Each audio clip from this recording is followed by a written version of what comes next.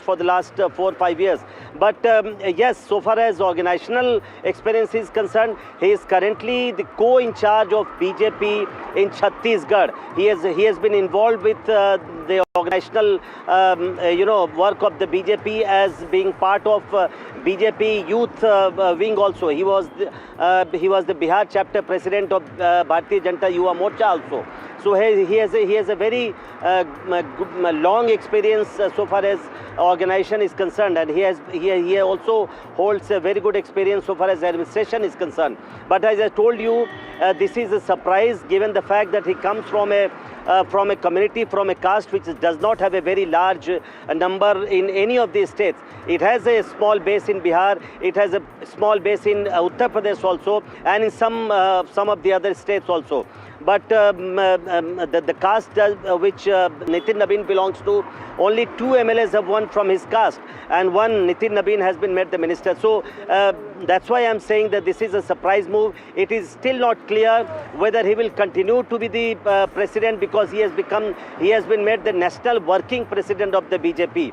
So it is yet to be seen whether a new president comes after JP Nadda, or will Nitin Nabin continue for some time and then the new incumbent comes in. So it is still not clear, but we are given to understand the sense he has been made the national working president. He will continue to hold the post till the full-time national president of the BJP comes into office. So given the fact that Bihar election just happened, BJP and NDA had a big victory in Bihar, in which Nitin Nabin also played a very crucial role, as Aishwarya was explaining. The Prime Minister Narendra Modi also praised his role so far as campaign in Bihar was concerned.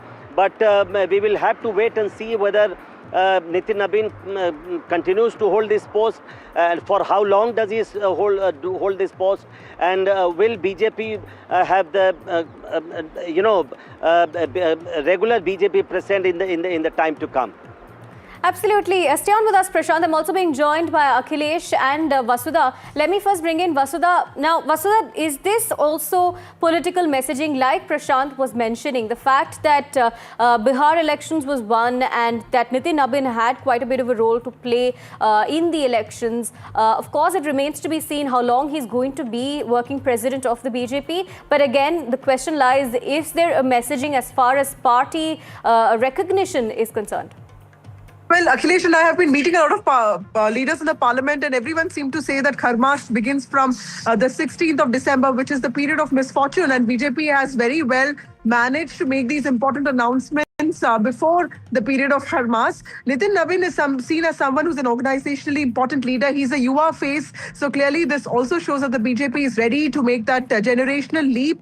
The Prime Minister and the Home Minister have thought about this, and they, while there have been many contemporaries, while there have been many leaders who belong to a certain age group, it's clear that by choosing Nitin Nabin, the present leadership of the party also wants to make it very clear that it's not the caste, but the organizational relevance of the person is important, and also he has to belong to a certain age group to take to make the party an enticing option for youngsters of the country. He's been somebody who has worked in the Yuva Morcha. He's also been the Chhattisgarh Prabhari of the party. So a known face when it comes to Bihar politics, and also somebody who is steeped in the organization.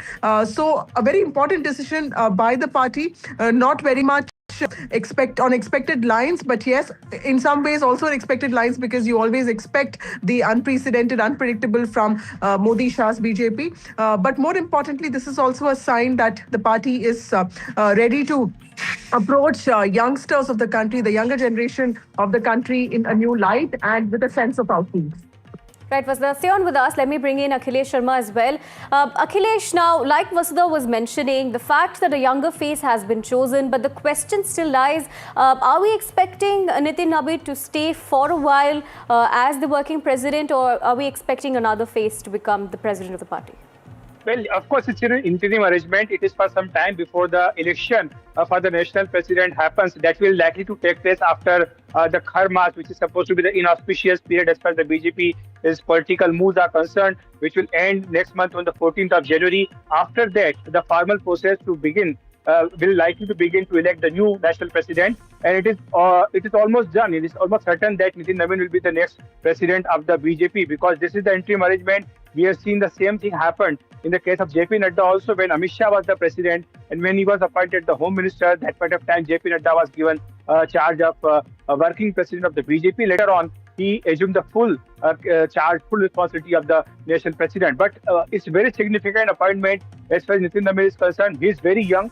Just imagine that the world's largest political party will be headed by somebody who was born in 1980. He's just like 45, 46 years old. He's a very young leader, and he will be supervising the entire BJP machinery of which has a very broad based and which is very deep rooted in India's polity. So it's a very big chance has been given to him.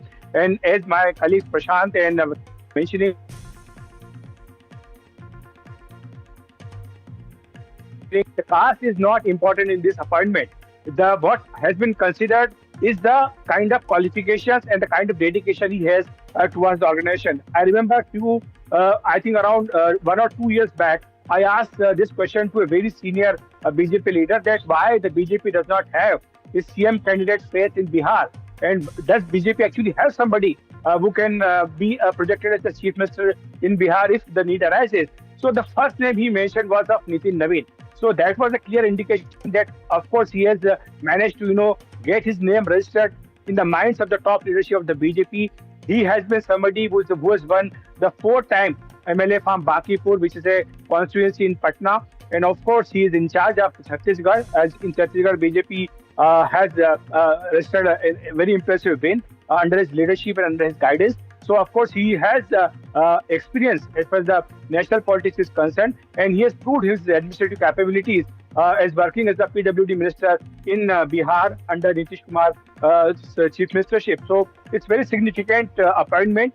We have been reporting that why the BJP would like to have somebody as the next national president who has strong roots in the organization, who does not send any caste message, because they wanted somebody who is a caste neutral. Now we have seen that an OBC person appointed as the state president in UP, and Prime Minister himself is an OBC person. That's why now the BJP has chosen somebody who is a caste neutral to focus and to strengthen the organization. Of course, it's a big surprise, because the names, the possible names which the media was discussing for the past 1 year or so, Nitin Nabin's name was never mentioned. Right, Akhilesh, thank you. That's in fact a very interesting point you put out there. Vasudha and Akhilesh was saying that earlier when he had spoken to one of the leaders, Nitin Nabin's name came up as perhaps one of the CM names they were considering in Bihar. And that's interesting, considering his involvement with the Bihar government and the amount of work that he's done as a minister. He's been a 3-time minister, and he's been an MLA as well 4 times there.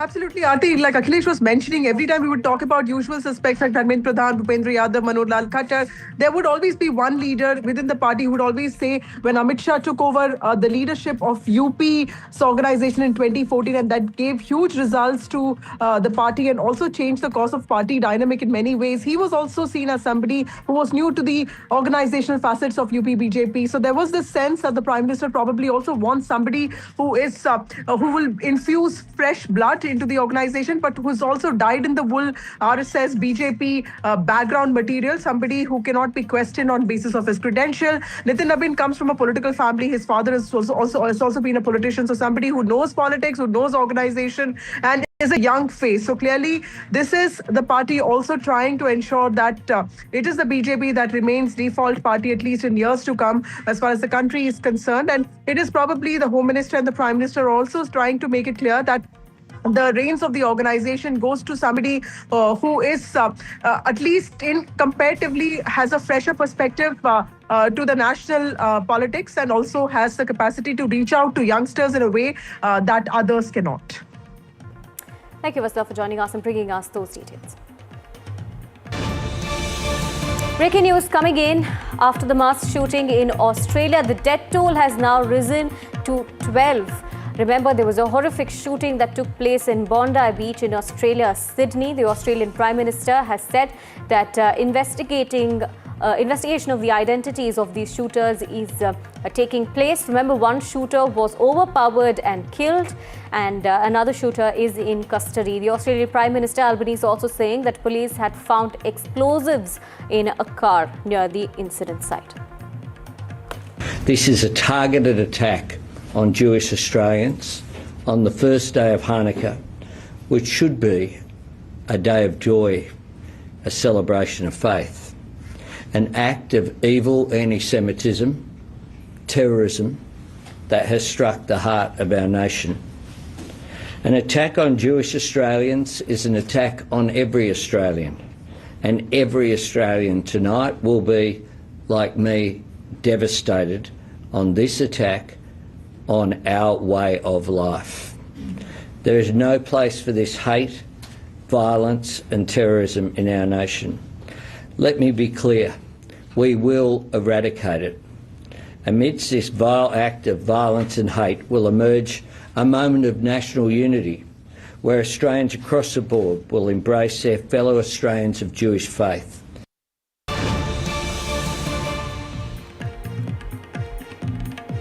More breaking news coming in. Prime Minister Modi has spoken about the Bondi Beach attack and said he strongly condemns the ghastly terror attack carried out at Bondi Beach in Australia, targeting people celebrating the first day of the Jewish festival, Hanukkah. On behalf of the people of India, he says he extends his sincere condolences to the families who've lost their loved ones. He also says that India stands in solidarity with the people of Australia at this hour of grief, and that India has zero tolerance towards terrorism and supports the fight against all forms and manifestations of terrorism. Now remember, that of course confirms that India does consider this attack as a terror attack. And remember, Anthony Albanese, the Prime Minister of Australia, also in his speech just earlier clearly stated that this was a targeted attack on a Jewish community in Australia. Remember, it's not a random attack. The attack also comes as a Jewish celebration was taking place on Bondi Beach, especially on the first day of Hanukkah.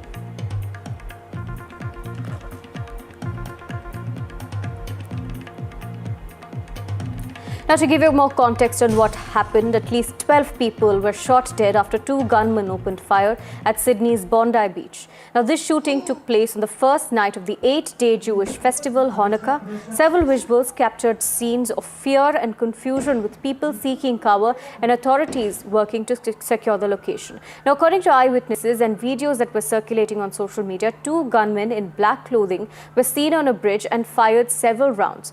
At least a dozen to 50 shots were heard, and people were seen fleeing the beach. Police sirens also blared.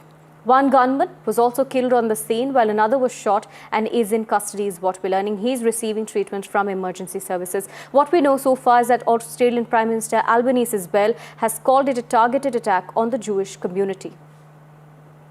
Kicked off a couple of hours ago at Bondi Beach, only a couple of hundred metres down the road from here in this vast sort of home beach area.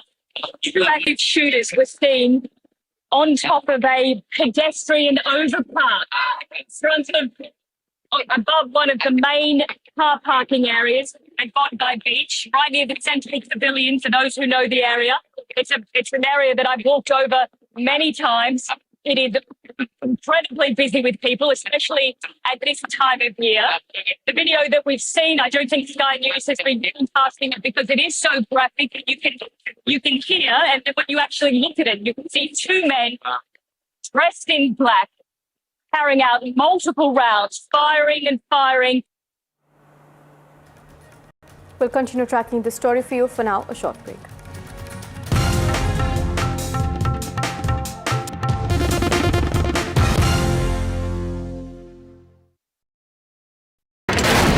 Front lines of Kargil, the fury of Operation Sindhu, so many attacks, the chaos and cries of disaster zones, to fighter jet cockpits, and the world's most defining interviews. It's incredible. He has seen history break, live, unfiltered.